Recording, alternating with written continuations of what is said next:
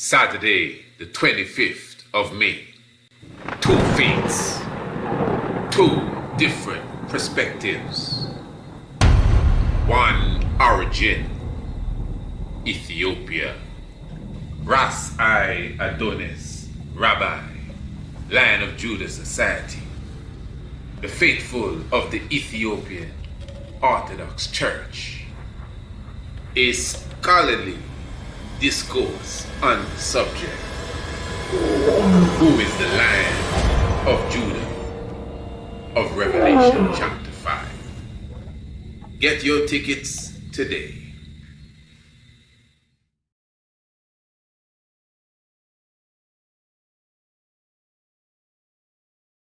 Prosperity is a herbal remedy that has been naturally designed to nourish the prostate gland. Prosperity uses a combination of leaves, roots, and barks to create a tincture designed to nourish your prostate gland. It also will assist in prostate-related issues such as erectile dysfunction, swollen prostates, and problems related to the passage of urine. Call or WhatsApp 728-8289, 728-8289 and get your bottle today. Prosperity.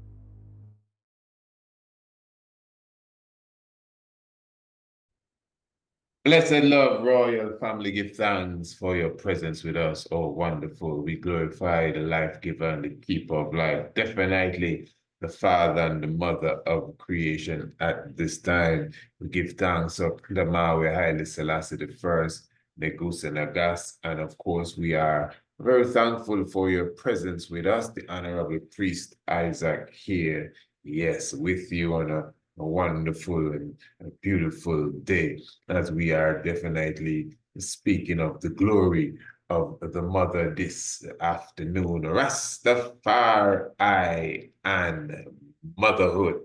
And I'm sure many people are wondering, what is it that would have triggered this subject area? Well, first of all, let me say what we will be going into today. It's a subject that I would have done like many years ago on the radio station, and I never had a visual to it. And I decided that on this, what the world celebrates as Mother's Day, purposely, I would have brought forth this presentation, Rastafari and motherhood. Now, I know many people are surprised because almost every year,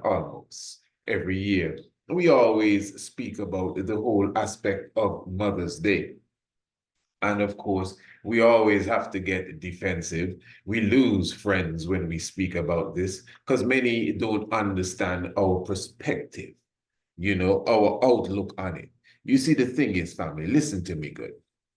As conscious individuals, especially in this world, there's so many things that we have to humble ourselves to, whether it's your birth certificate, your passport, or the taxes you have to pay, or whatever it is that you have to, what's the term, acquiesce to as such. Well, I'm telling you that within ourselves as conscious beings, we must have boundaries. We must have specific borders that we just don't pass. And in reality, most of us do. But when you see it comes to the Mother's Day stuff, we get like ice cream. Now, of course, we must celebrate our mother. In fact, that's what we're going to do tonight. We're going to show you the fullness of us as ancient Africans expressed in Rastafari today, honoring the mother. Believe me, this is going to be a serious sit down. You should get your mother, and your daughters. Yeah, get your mothers, your daughters, and your sisters, and your wives, and wives, get your husbands too, and let them sit in with this presentation here this afternoon as we speak about Rastafari and motherhood. But again, family, listen to me good. Many of you, you don't even check for the concept of Christ. But yet still on the 25th day of December, Christmas, you're talking about Merry Christmas and giving gifts. Nothing wrong with the 25th day of December. It's a day. In fact, it is a spiritual day. And you see, that is the thing. The enemy takes all of our spiritual days and somewhat plaster their own stuff over it. And then now, for example, Thanksgiving Day.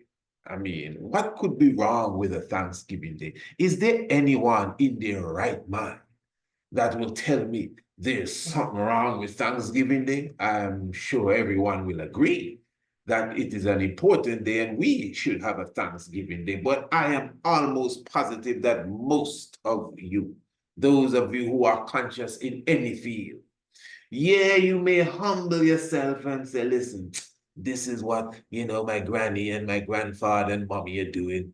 I don't want them to feel as if I'm you know, ostracizing them. I only go so everyone will feel comfortable. I understand. But your heart is not really in Thanksgiving, most of you, because you understand that Thanksgiving has nothing to do with us. They slaughtered Indians, murdered hundreds of Indians and then said, hey, go and get a turkey and let's give thanks. So now the concept is now who they giving thanks to. That's another thing. So if you are really a conscious being, you stay away from that Thanksgiving Day. It doesn't mean you are against Thanksgiving Day or a day of Thanksgiving. In fact, we should have a day of giving thanks. Now, I know somebody saying, well, every day is a giving thanks day, and I agree. And every day should be your Mother's Day too, I agree, and every day should be your Father's Day, I agree. But listen, we as Africans, we understand the sacredness of these things. And we do set aside days for a specific level of honor. So we do set aside days to give a specific level of honor to our mother. But me, I'm not going to be quick to run behind my enslaver and give honor to no mother on his day. Because you have to ask yourself, just like the Thanksgiving Day, who is he giving thanks to? And what is he giving thanks for? Well, I mean, nothing wrong with, you know, Mother's Day. Okay, yeah, of course, he's giving thanks for his mother. The question is, who is his mother?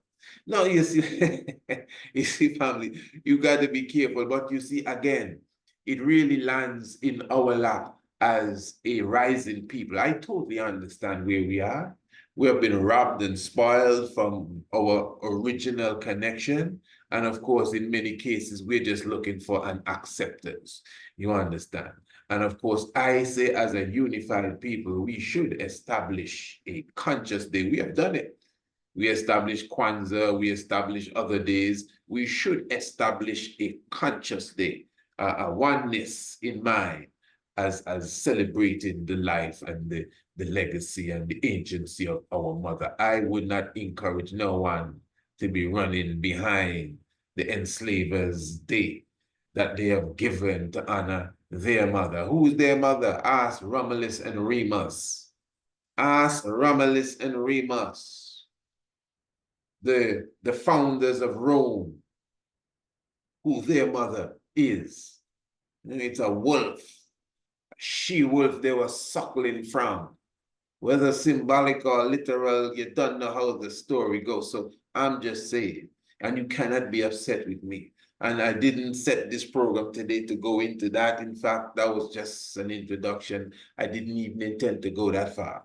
But you cannot be upset with me for not honoring the day that the colonializer and the chief devil set aside to honor his mommy and his pappy. Because I come from a tradition where we have our old mother that we honor. And that's why I would have suggested many times that we as a conscious community set up a day to honor the matriarch. And I have always suggested that a Mama Menin, Empress Menin Day be our Mother's Day. It is a reality that a Mother's Day is a sign of a civilized people, Rasta. Yeah, but not because Satan have a Mother's Day, I gonna follow Satan's Mother's Day. Not because Lucifer has a Father's Day, I gonna wrap up in that. Not because Lucifer talking about Thanksgiving Day, that mean I'm gonna have to go and turkey down with Lucifer. No, pardon me. That's not how it goes. All right, but anyway, I don't want to stay too long there. Let's go to the subject of today, honoring motherhood. Rastafari and motherhood, and the concept of motherhood, how much we would have revered the mother from even the ancient of times. Now, what I would like to do, even to get into the subject area, as I said, it is obvious that we as an African people, just checking our history, just checking our artwork, the ancient hieroglyphs, the ancient papyri, our concepts, our myth, our culture in general, you would always see that we would have revered the whole concept of the woman. Now, to begin this afternoon here,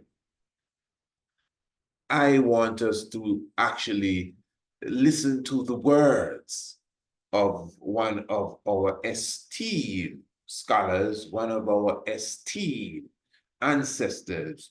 I'm speaking of the great Ishaka Musa Barashango, and he will be speaking of the divine woman and the divine woman principle. Now let's just give him a few minutes, and then we will go deeper into the subject area. Give thanks, Tiger's Nest. And so, and the imagery connected with it was some blonde-haired, blue-eyed, effeminate-looking male. There were no male angels in the ancient world. When Europeans came into power with their patrilineal and misogynistic and ambiguous sexual dimorphism and what's that thing called, sexual maladjustment, all the things that Michael Bradley said, they go to all these phobias and schisms and isms and pathologies they go through with women. I mean, white men have a problem with the women. They really do. And the reason why they have a problem with the woman is because they could not do what the woman could do. They did. They were jealous of the fact that a woman could have a baby and they couldn't. Yes, they did. And they found that that method didn't work for them back then. They're trying to test tube now. They tried to do it physically. If they could have done without the woman, wait, I'm running ahead of myself. Let me hold that point. Somebody hold that for me. Sister, hold that point for me. For a long time, they thought that the conception of the child was totally the prerogative of the female. They didn't even understand at all the male role in it. They were just getting something. They didn't know what it was doing. That's put it in there, it was just getting something. They had no concept of the spiritual connection there whatsoever. It seems now, as I look in historically, the African understood this at a very early period and based the whole scientific structure and their symbolism off of it. In fact, every symbol of religion can be traced back to the woman's body. Every symbol of religion. Let me give you an example. I know I'm jumping around quite a bit. All right. But the book will straighten it up for you. Let's take now the Star of David, which is the Sri Yantra of Hindu Kush, brought there by the Kushites in India, in the Indus Valley. The Sri Yantra, the double triangle, is a symbol of the female vagina and the interchange between the male and the female in the act of copulation, which was a divine act in those days, with nothing nasty, evil, shameful about it. It was a divine act when man and woman came together because the forces of the universe were moving you. And out of that could come new life. That was a divine happening. Unfortunately, it's been so debased today. And one of the reasons why we write about this and put emphasis on it is with the hope that African people will get back into the sanctity of it and not be ashamed of it and approach each other with the wholeness and soundness of mind wherein they can take it beyond a biological level. And therefore they will get the total benefits of the act. Now white folks talk about celibacy and all that. Africans need exchange mentally, spiritually, and physically. And they need those things to be harmonized with one another. Now, I'm not saying that you should run around promiscuously bed hopping. I don't mean that.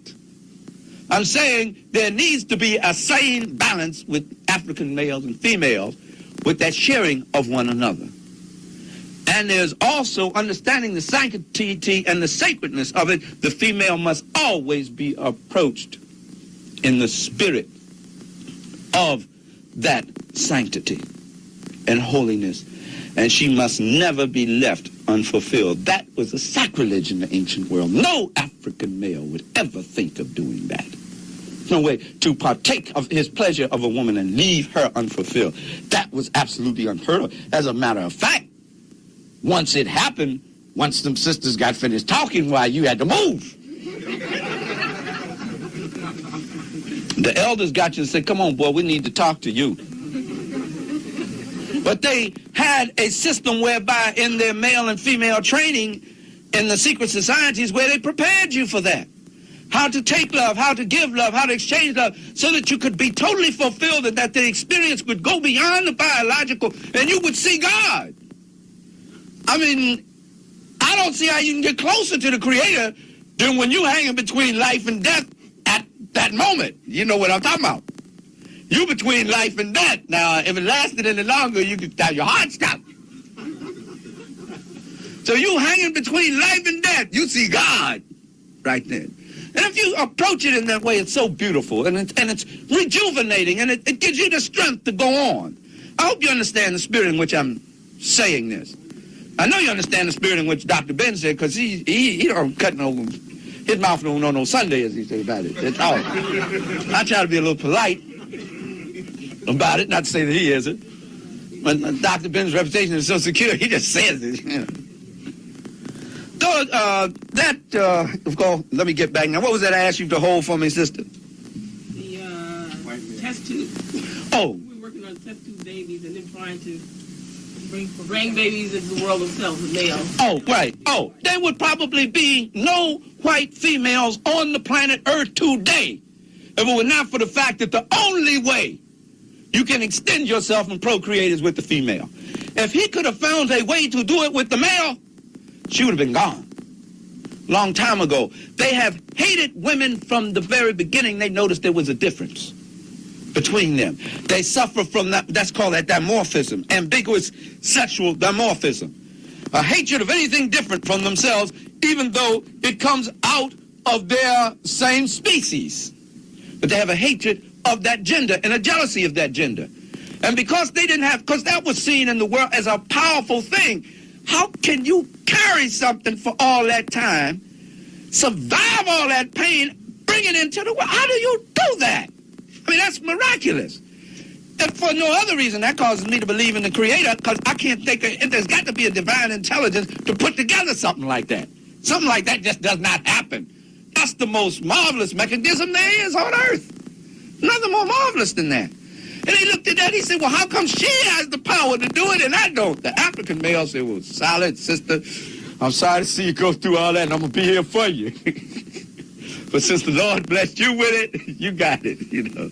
And I'm thankful that you're here. He was jealous. He even went through rituals where he castrated himself, thinking that if he bled like she bled, he would have the power. No, don't take my word for it. Here's a book to read. Women's Encyclopedia of Myths and Secrets by Barbara G. Walker. Read that. And she comes from a Eurocentric point of view, but I know how to put it in an Afrocentric point of view, and you do, because of your background and understanding. But that was the problem. When God Was a Woman is another book. And the Great Mother. The white male, the European male, was jealous of the female, and he still is. Because he could not decide, because of his sexual maladjustment, his psychological sexual maladjustment, he couldn't decide whether he wanted to be male or female. At one time, it was very clear to the African, before we became influenced by others, what the role was. And we were very happy and satisfied with those roles. The women with theirs, the men with theirs, because they were equal roles. One did not subject or subdue the other. Even in the matrilineal system, there was more fairness in that system. Men fared better in the matrilineal system than they ever fared in the patrilineal system. In the patrilineal system, the woman was subdued. And he didn't fare any better because it's an aggressive system that has men bloodletting and fighting one another. It's of European origin. Men lived longer in the matrilineal system. Men lived happier in the matrilineal system. They enjoyed more in the matrilineal system. It was the African woman in the matrilineal system who developed the system of polygyny. Said, honey, we need some help. You need more than one woman. Here, let's do that. She came up with that. She gave you everything you had, and it made life worth living. But in the patrilineal system, those things that were nurturing, those things that developed you spiritually, that made you want to build pyramids, make you want to search the stars, make you want to expand mathematics into a cosmic infinity level, no longer existed. It's just brute force. The strongest survive over the weakest, so to speak. If you had the physical strength to take it, it's yours by right. That is what their system was based on. It's still based on that. Today, for all their talk of law and justice, is still based on who has the power to take it from another person. That was one of the great differences there. Now, this idea of angels, therefore, did not come from Christianity, did not come from the Hebrews, did not even come from Islam. Y'all don't get angry with me because I'm not picking on anyone's religion, please. Understand that. And don't let this difference of opinion we may have on this be a point of separation between us. That I would, I really do not want to happen. I just have to state it according to the way as I see it, according to historical research. In tune with that historical research. You don't necessarily have to agree with it, but this is the way it came. Though the concept of the angel did not begin there, and they were not male, they were female. It began where then? I think that takes us to the next essay. It began with the Nubian Grimaldi, is what I call them. They call them the Grimaldi, that the remains they dug up in Grimaldi, Italy.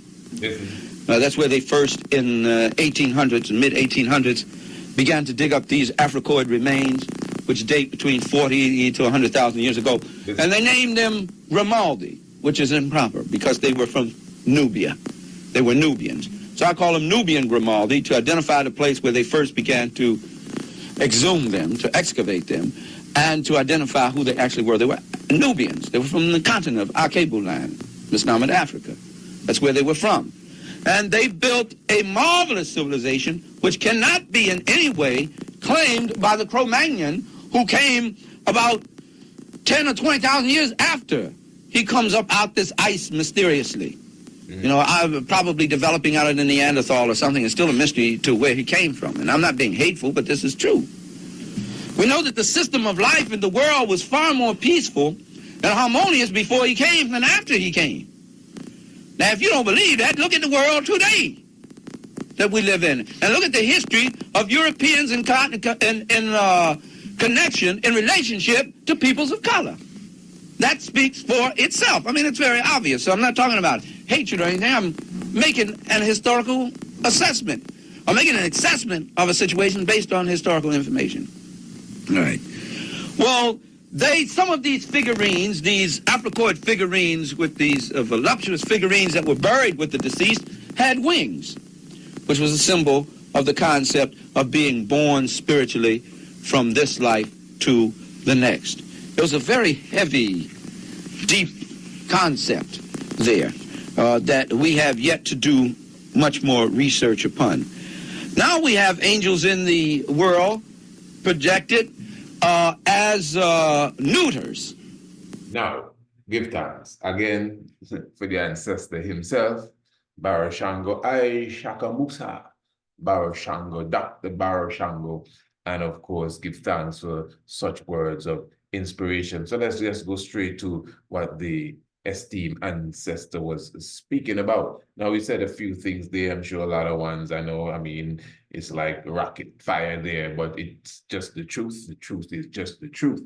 And one thing he was highlighting, really, and those of you who are listeners to our radio program, The Tiger's Nest, every Monday, Tuesday, Wednesday, and Thursday at 7 p.m. Eastern Caribbean time on Radio Anu.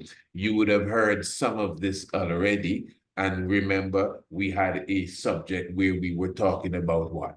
The power of menstruation, the power of the cycle of the woman, the literal period that the woman goes through. Again, for those of you who were not with us, that's the level of information we bring on the Tiger's Nest. It was a very beautiful program. We heard from several individuals, the whole aspect of how a woman utilizes her cycle, and just the whole energy of the time. And we went into the whole aspect of the spiritual connection with the astral world and the etheric world during that time, in King Emmanuel order, and how he set up the salvation order of flying the red flag, and the whole aspect of what a woman do and does not do during that time. And we saw how it perfectly aligned with the ancient African tradition and even some old European tradition.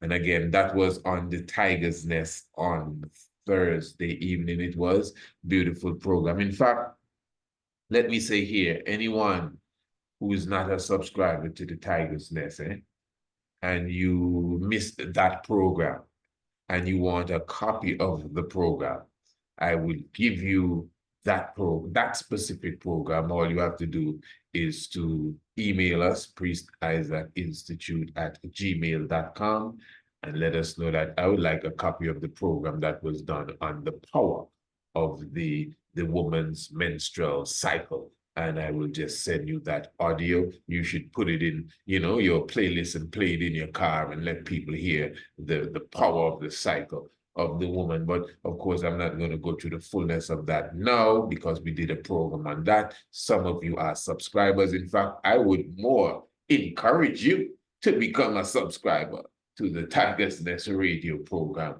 and then you'll never miss an episode again, because I'm telling you about this episode. You may be saying, hey, I want to hear that. But if I was to tell you about the episode the night before, and if I was to tell you about the episode the night before, and if I was to tell you what we're going to talk about tomorrow night, which you may miss, and what we're going to talk about Tuesday night, you would want to hear everything, you understand? And it's very, very extremely inexpensive, like 20-something cents a program, Let's put it that way. And you're just obviously supporting a good cause when you subscribe to the Tiger's Nest radio program. Same thing. Email us, priestisaacinstitute@gmail.com, and let me know that, hey, Priest, I would like to be a subscriber to the Tiger's Nest radio program. And as they say, no sooner said than done. And then, of course, remember, family, you can even visit the website and fulfill that task without emailing us. And the website is priestisaacinstitute.com. But if for whatever reason you're not going to do anything like that, and you want a copy of the program that we did on the power of menstruation, just email me and say, I would like a copy of the program on the power of menstruation, the woman's cycle, and I will send you that program, and it is yours. You listen to it, and then you add it to this program, and you see where we are going. But again, the good brother was speaking about the power of that cycle and the divineness of the woman, and the importance of the concept of motherhood. Now, what he did, he went into the whole aspect of the figurines that were discovered as such amongst the Grimaldi people in old Europe. And when we say old, we're talking ancient Europe. This is before the Europeans as we know them today. What Brother Barashangu just expressed, it may have gone over some of our heads. He went into the origin of the white man as you know them. And of course, as he himself had to say, this is just the truth. This is not to disrespect anyone. We're talking about anthropology here. And if we're going to obviously take from another great ancestor, Diop or Chiop, we're going to understand the Grimaldi man. The Grimaldi man, as Barashango just explained, he referred to them as what? the Nubian Grimaldi man. And he was saying that the Nubian Grimaldi man went into Europe. That's why they call him Grimaldi man, because the remains were found there in Grimaldi. And he is explaining that, you know, amongst these people now, they found specific figurines that dated obviously the same time with them, but how old are the Grimaldi people?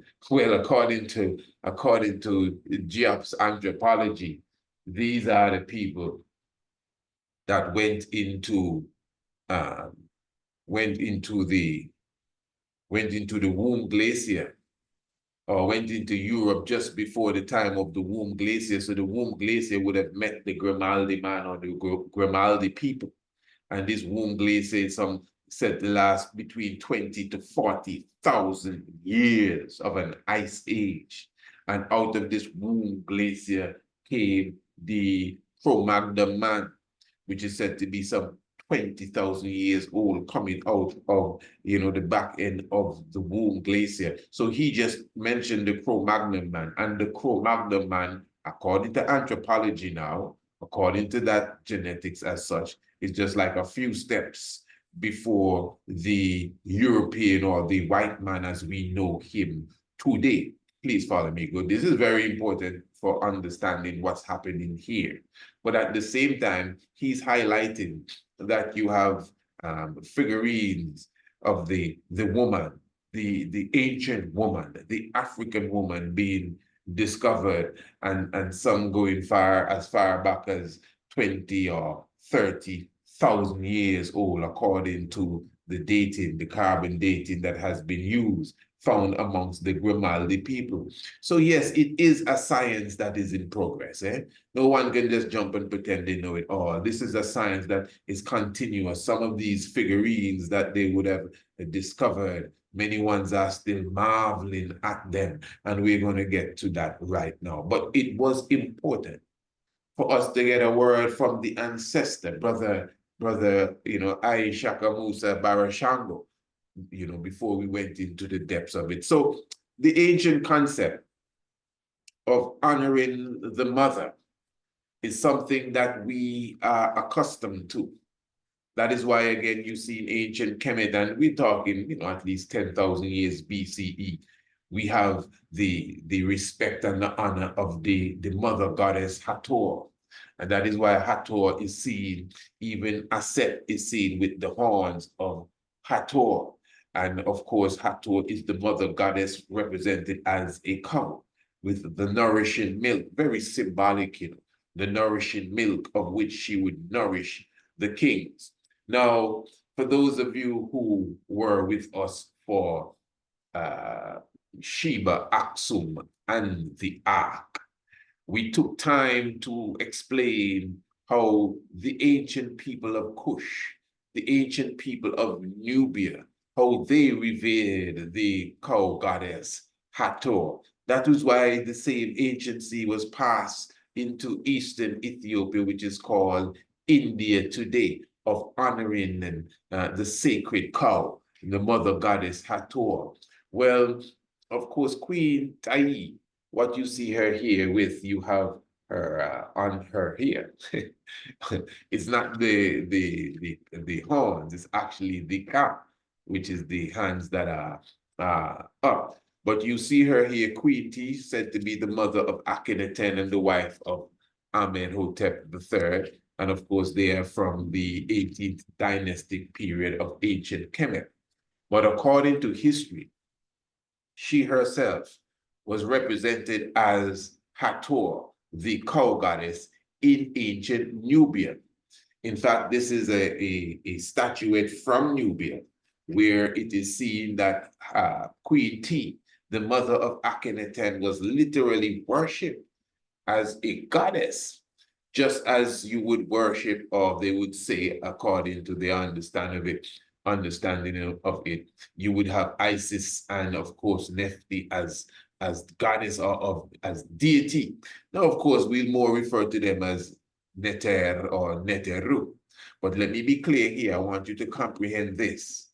There's a difference between Aset or what they would call Isis and Nephthys and Hathor. These are the deity stage. These are what you would consider very symbolic. You know, people even argue if they're real or real not. Okay, good. But Queen T is a human being. You know, her husband, Amenhotep III, that's a human being. These are literal human beings. They have a time span when they were born and when they died, and some of them, you could even find their remains. You can't find no remains of Isis. You're not going to find the remains of Hathor, no matter how hard you look, because it's a concept, it's a spiritual understanding. That's why they say Osiris is a personality. Very good. Now I'm saying all of that to show you that in Nubia, it has been proven by the archaeologists that Queen T was lifted to the status of a deity. Not just symbolic of Hathor, but she was seen as Hathor in flesh, in ancient Nubia, in Tar Seti. Very good. So these are other artifacts that were found of Queen T, the Great Mother. And keep in mind, with this level of respect and divinity that she has been placed upon her, keep in mind that she is the mother of whom many historians consider to be the first Christ. Interesting, which of course is Akhenaten, and some consider him the first monotheistic ruler of ancient Kemet, which is not necessarily so. So you see the bust or the head of Queen T, you see the full body of Queen T, and then you see T as Hathor, the cow herself. All of this was found in Sudan as well. Again, you see the concept of the suckling mother, and the mother here is literally giving suckle to the queen of Kush, ancient Kush. So the queen is giving suckle to the queen as such. The goddess giving the nourishing milk to the ruler of Kush, which is one of the Kandake ruler. And if you watch it good, you see her hand is around her with love. And remember, the Kandake or the Makeda, again, is the queen mother. Now, let me just say here, I know ones were asking, what about Sheba, Aksum, and the Ark? We premiered Sheba, Aksum, and the Ark about a strong ago. And I already explained that it was just a premiere, and it would not be up for too long. So that is why it's down. But again, Sheba, Aksum, and the Ark is one of our webinars that you can get from our website. So you visit our website, priestisaacinstitute.com, and you can retrieve Sheba, Aksum, and the Ark, along with all of the webinars that we would have put up at that time. Very good. And remember the whole concept seen on the stela here of the Queen Mother petitioning Amun-Ra for her son to become the king is the same thing that we would have seen, as we would have explained with Makeda, Kandake, Queen Makeda, the Queen of Sheba, as she petitioned Sul-Amun-Ra-Amun for her son to become king. Again, we would have explained all of this in deep detail in Sheba, Aksum, and the Ark, and I would encourage anyone who's serious about this knowledge to come and get the Sheba, Aksum, and the Ark from the website. And then, of course, even in that same presentation, we highlighted the chief Kandake goddesses, queens, Amina Ras, and the different ones that would have ruled at that time and would have stood up against the Roman invasions, etc. Now, the concept of motherhood, I don't think you can go no further back than we're going to go far back right now, but I don't think you can go no further back because we basically are just getting heated up here. You cannot really go no further back than the heavens. all the heap and hollow and this and that we like to speak about.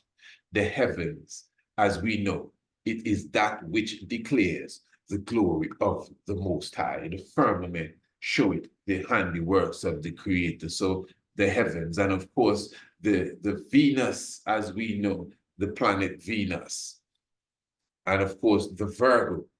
It's by no mistake they begin with the V. Again, on Greencastle Hill, we have the vulva, which is the V, literally coming out of the earth. And give thanks for those of you who will be visiting us. Yes, for the summer solstice experience, 5 days this year. I'm talking about from what it is, the 19th to I think the 23rd, I have it correct. The summer solstice experience, and that is definitely double hike to Greencastle Hill, where you will see the V for yourself, the symbol of the vulva, which is the opening of the vagina to the woman. All of this is very, very deep and very deep. Again, family, for those of you who desire that program that we did, the Tiger's Nest, it's actually the previous Tiger's Nest. Just contact me, email me, priestIsaacInstitute@gmail.com, and let me know that you desire a copy of that program. There's no cost. We just send that specific program to you as it relates to the power of menstruation and the woman again. So the Virgo, the constellation of the Virgo, although in astronomy, interestingly, not directly linked, or ancient astronomy, not directly linked with the Venus, but yet still obviously linked, as they represent the energy and the power of the woman. But that concept of the Venus now, the, what's her name? Aphrodite, the mother goddess of love.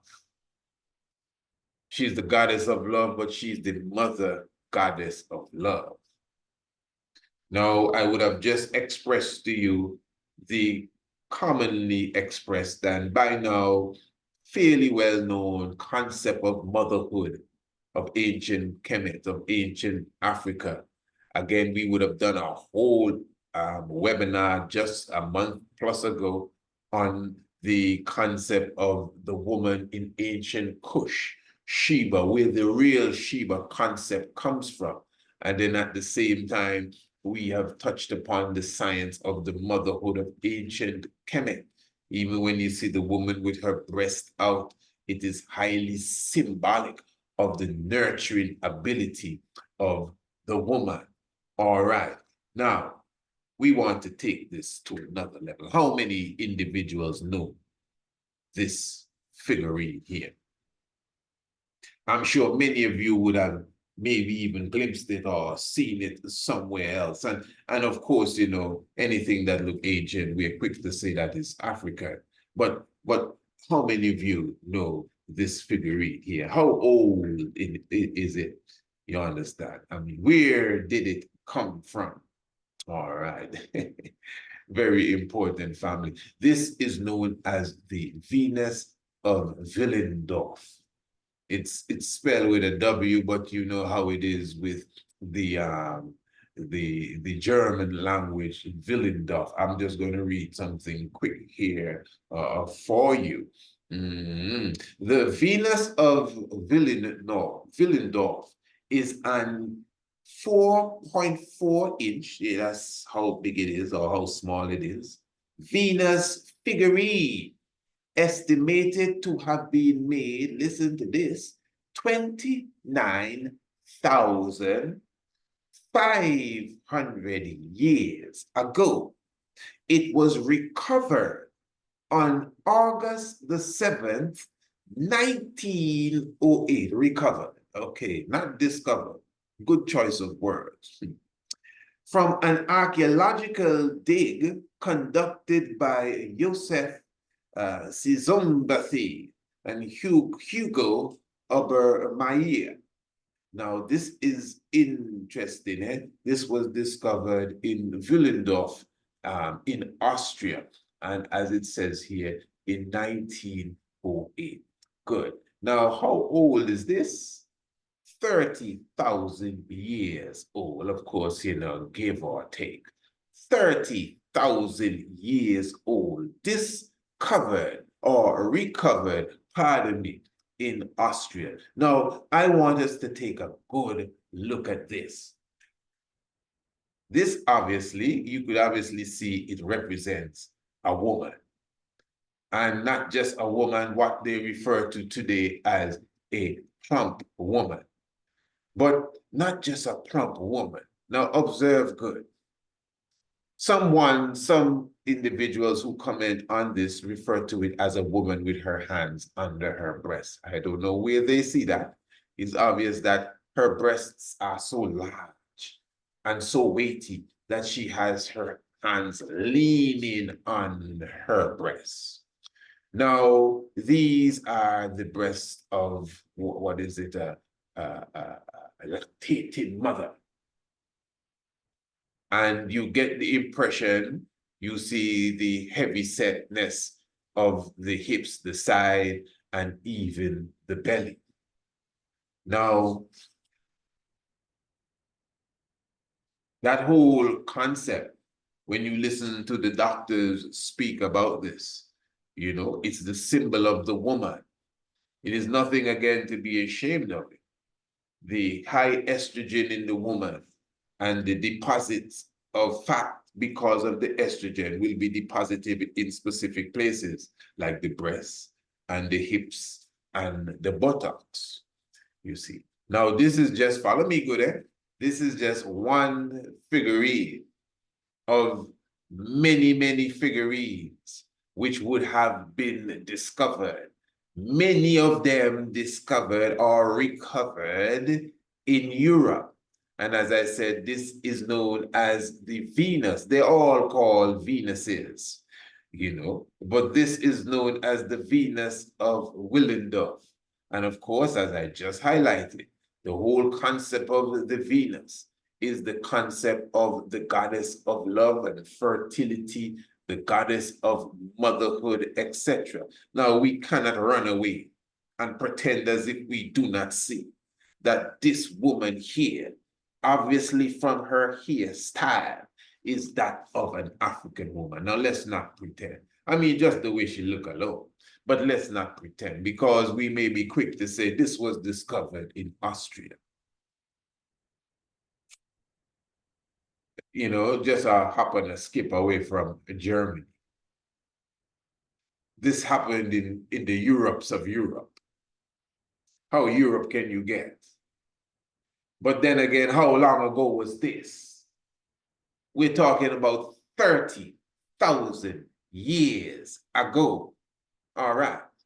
So 30,000 years ago, what was taking place in Europe? All we have to do is check our science, archaeology, anthropology. As Brother Baroshango, that's why I invited him this evening. As our esteemed elder and ancestor, Shaka Musa Baroshango just explained to us, that the Cro-Magnon man, who is still, as I said earlier, a couple steps before the Caucasian European, as we know as a civilized being, would have appeared.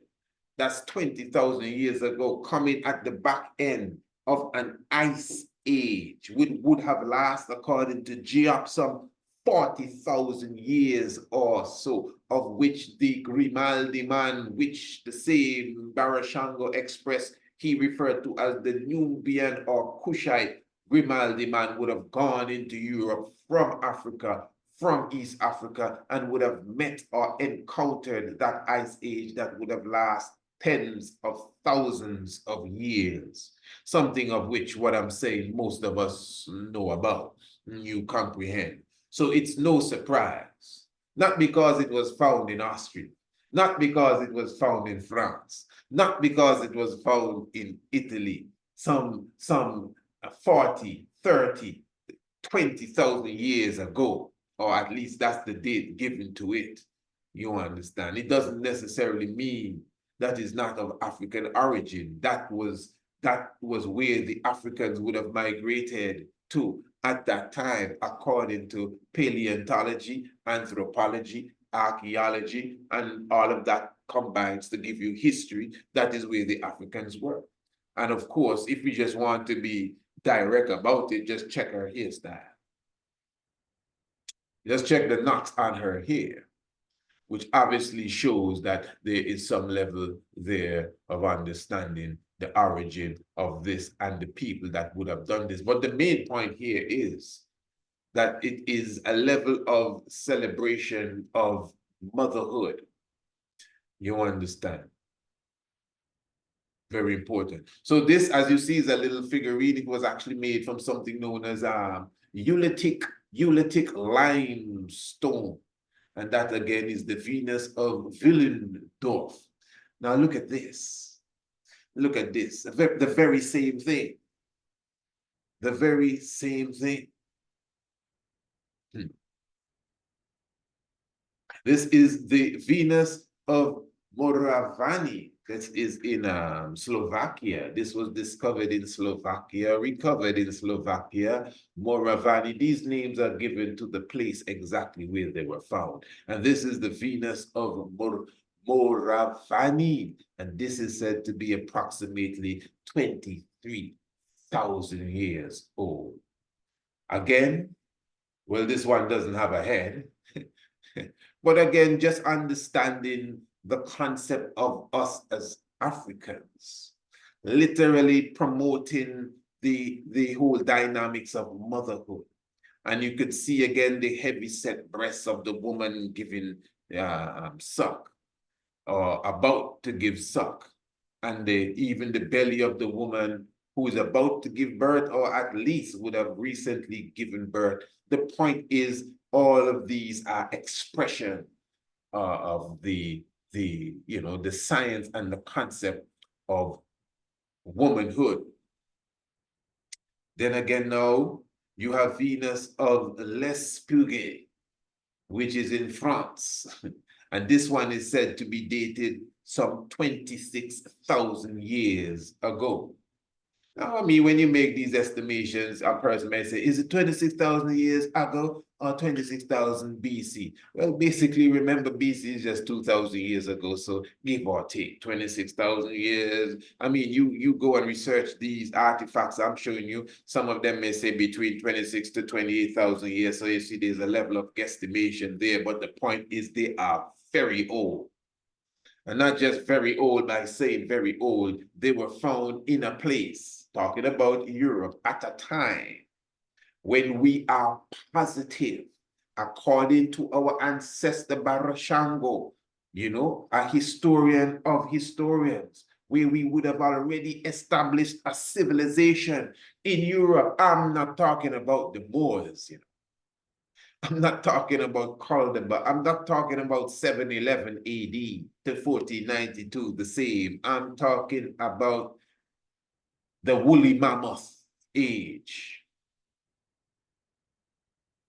So again, you can see the deposit of fats because of the high estrogen that is symbolic of fertility, the heavy breast, her arms are on her breasts as well. Look at it good. So obviously, although that's discovered in France, and the other one was discovered in Austria, and the other one in Slovakia, it's obvious that they come from a similar understanding of people who revere the mother, who revere motherhood. And that is why you can see these figurines discovered or recovered in many places, even in Europe.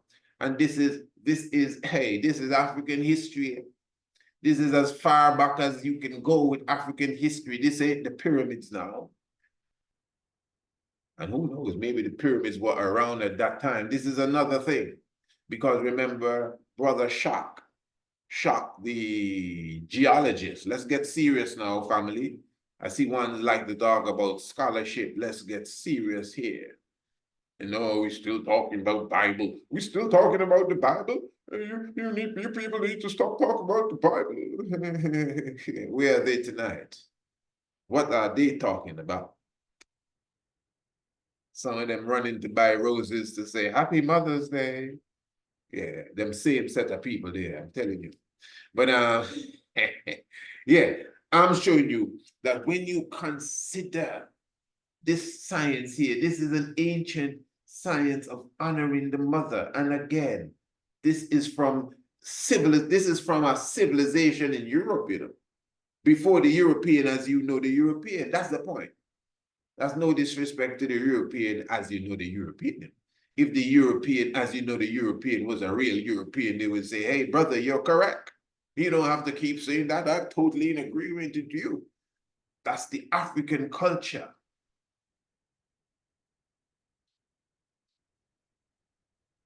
I mean, just look at the shape of that woman there.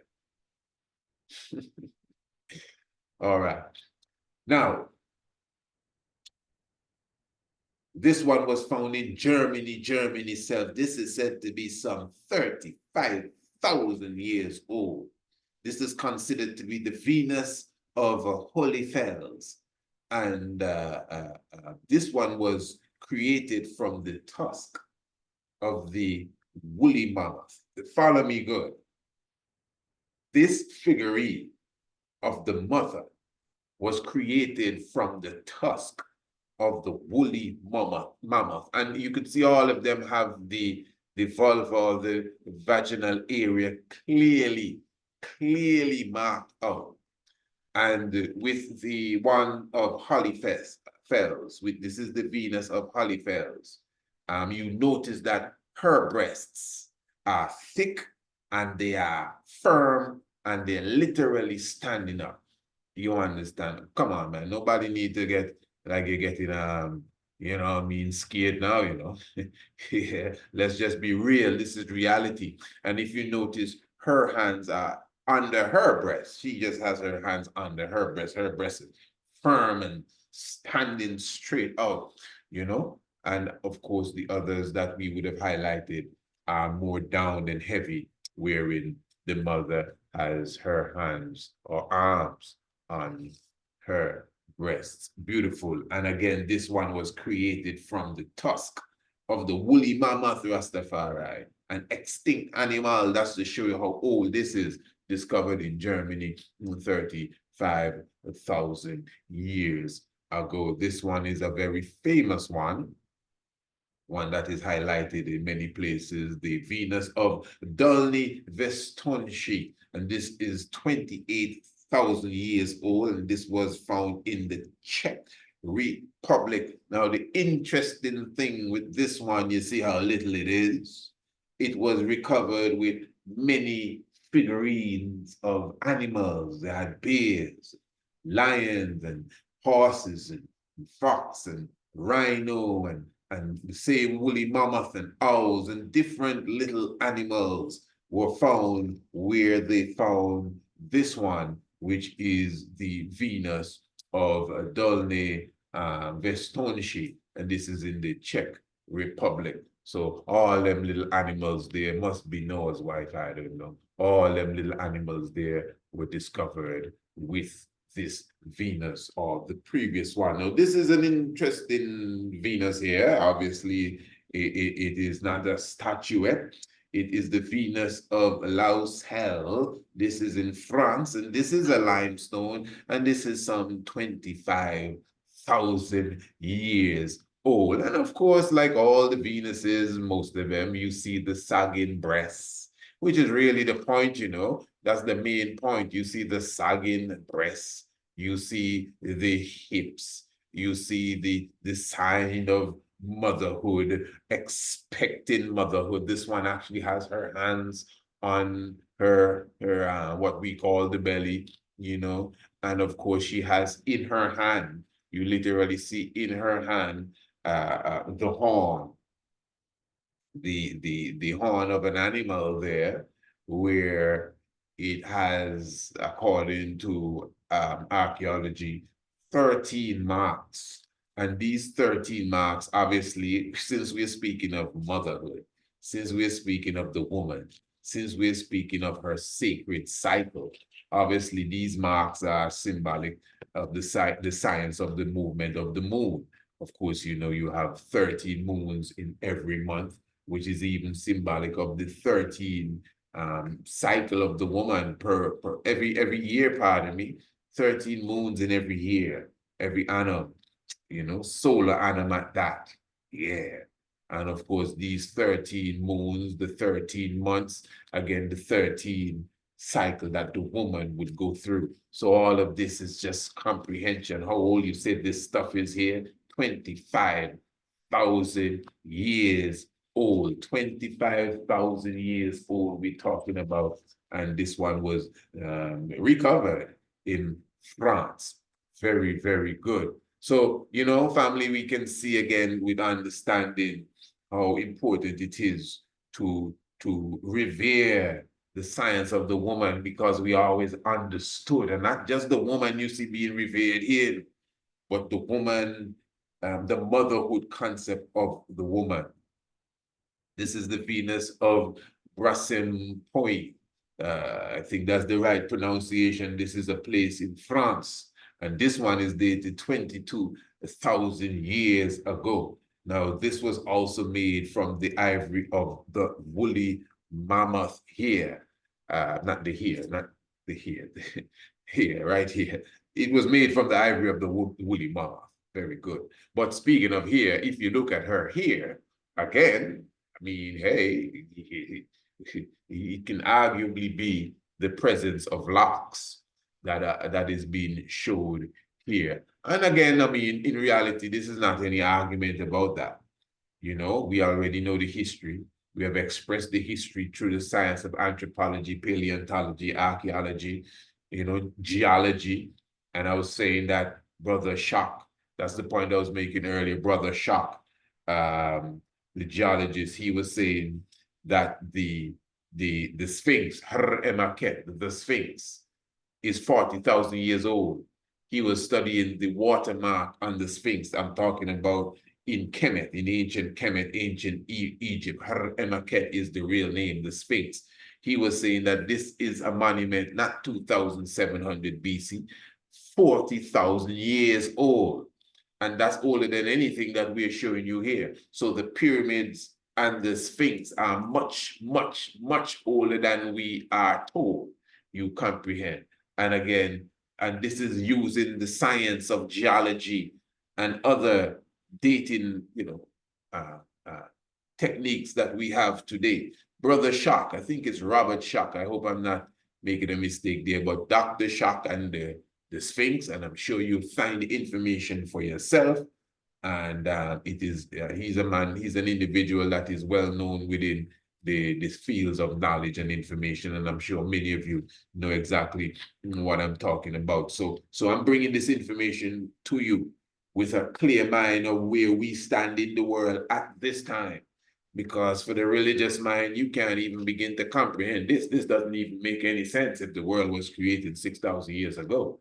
You know, and even those of us who are conscious, this is still a bit like, wow, what are you talking about? All of these things were discovered in Europe 30,000 years ago. How did they get there? Again, this is why you have to understand anthropology and other levels of the science. That's why I brought in Brother Barashango from Jump Stream, so we could see, you know, put down a carpet for this sort of discussion, so you don't get lost in the theory and you know exactly where we stand, even as Africans, in this narrative here. So again, the Grimaldi man, the Nubian Grimaldi man that left from Nubia, Northeast Africa, from East Africa, and went into Europe. All the Africans didn't do that. The Broken Hill man or the Zimbabwe man, 110,000 years BCE, didn't leave Africa. You understand? It was the Grimaldi man as such that would have made that move there. And of course, somewhere within the time frame, the Warm Glacier, they created a civilization. And of course, we are looking at relics of such a great civilization all over Europe. This is interesting, eh? Very good. So you could see her here. And as I said, checking her here. And she obviously has a beautiful lengthy neck, and behind here should be the rest of her.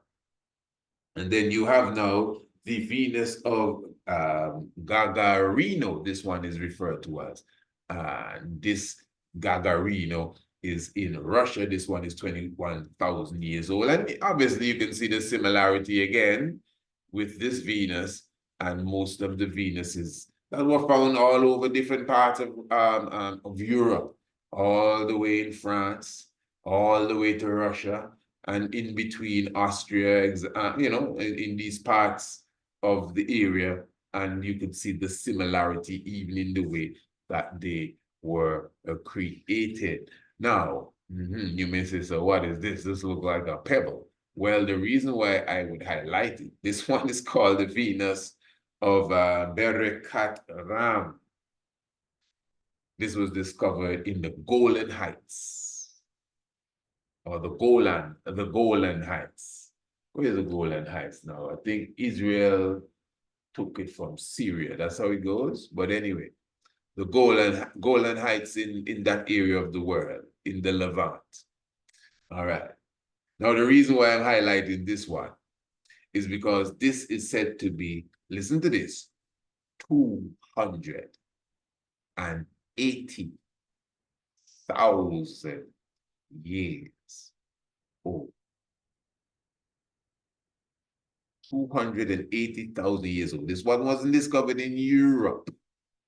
This one was discovered, let's just use the term closer to home, but 280,000 years old.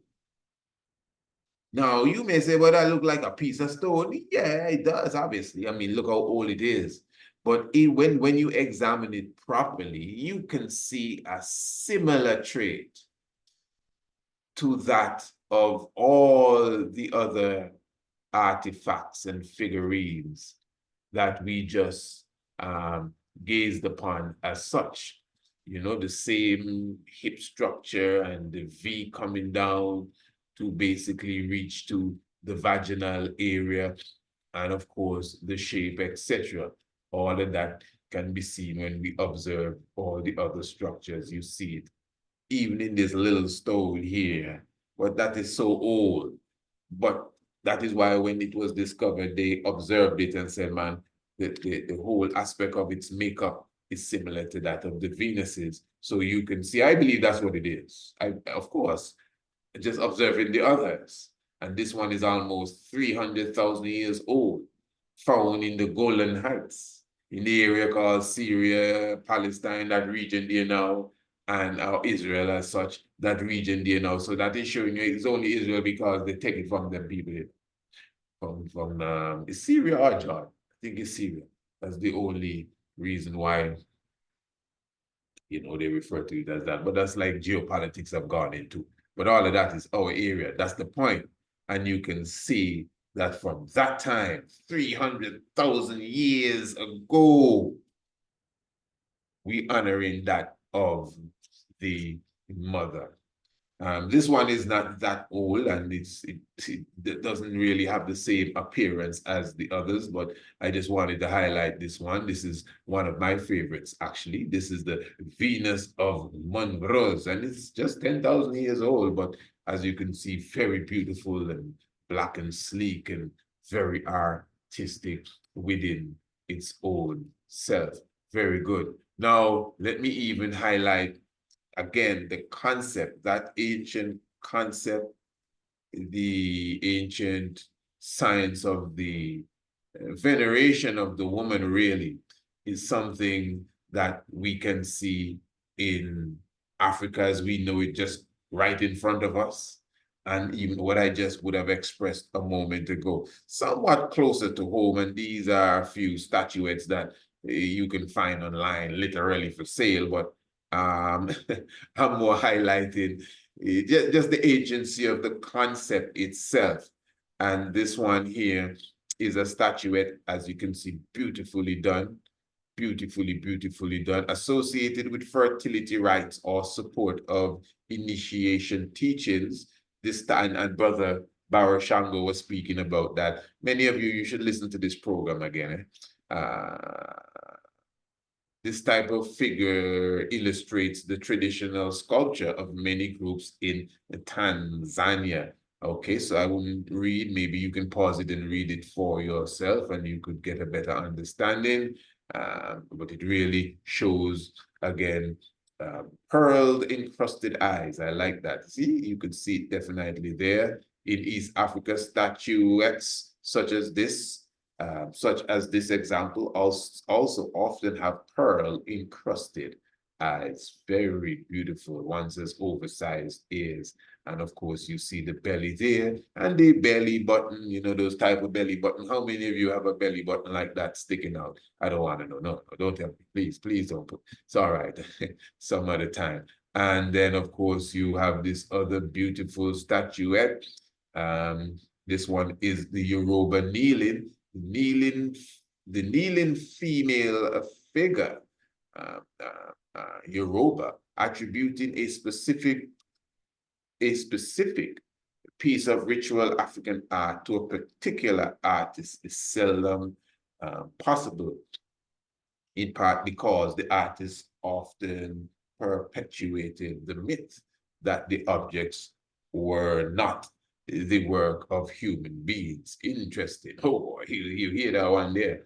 All right, good. So you can see that even a lot of the works would be, if you want to use on a legendary level, considered to be the works of the gods themselves. So you see the Yoruba woman, again, the same concept of the firm breasts sticking out and her belly button also being a very prominent figure there. And this is definitely another well-known African figure, also known as the bird lady, also symbolic of the angel, the symbol of the love.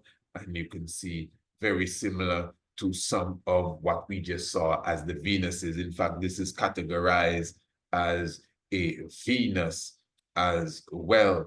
So basically, in all of what we are expressing there, it is for us to comprehend the importance, family, of knowing that the woman, let me show you this once more, importance for, and again, for those who maybe just joining, this is the Venus of Wollendorf. All you have to do is watch this presentation again. So you can see, especially if you take the time to observe this from every angle, you know, the whole science of the arms resting on the breast, that casual humility of the ancient African woman. Again, if you want to say the big belly, to use that term, the coming forth of the child, and again, the fat deposits using science of the estrogen, the deposits into the hips, which is also important, just understanding the science of giving birth. All of these things were seen and understood even in the ancient time. All right. So yes, royal family. So you can see, without a doubt, we as the ancient Africans, and when I say ancient now, I mean, this is ancient, super ancient Africans, always understood the importance of the woman, and not just the importance of the woman, but revering the science of the motherhood of the woman. And this is why it has been expressed in our tradition as African tradition, and even in religion as African religion, even Christianity, where it was born in the realms of Africa, you can see that honor and respect given to the ancient mother. So it is very key, royal family, for us to understand.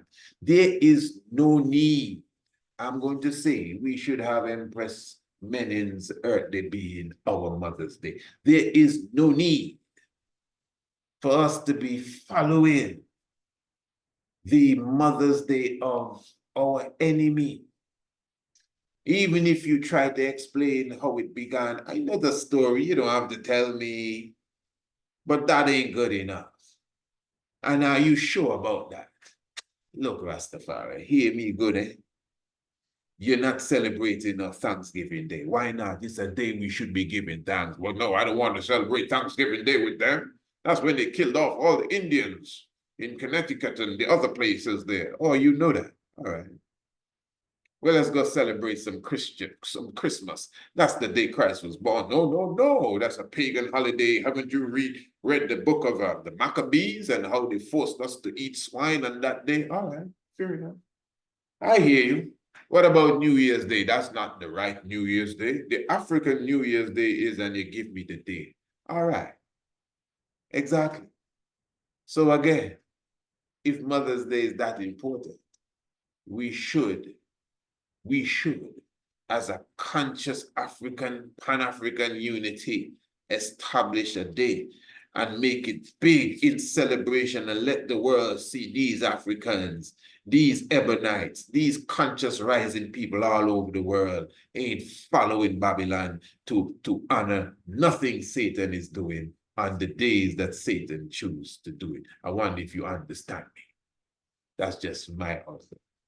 So give thanks again for all the mothers of creation, those with us, those who have gone, and those who are to be mothers even in this time.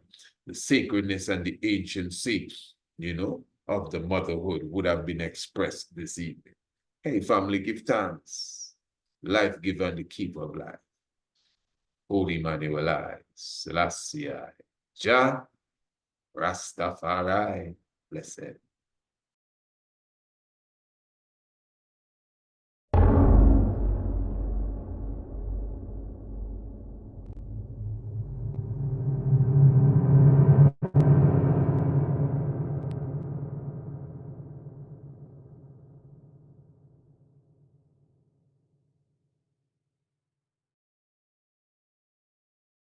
Saturday, the 25th of May.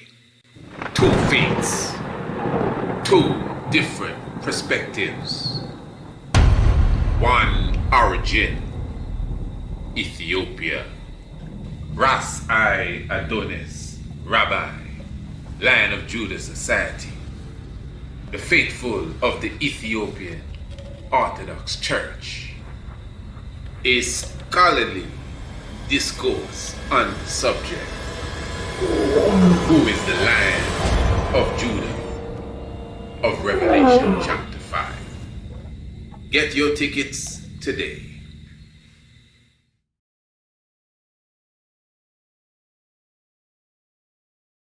Prosperity is a herbal remedy that has been naturally designed to nourish the prostate gland. Prosperity uses a combination of leaves, roots, and barks to create a tincture designed to nourish your prostate gland. It also will assist in prostate-related issues such as erectile dysfunction, swollen prostates, and problems related to the passage of urine. Call or WhatsApp 728-8289, 728-8289 and get your bottle today. Prosperity.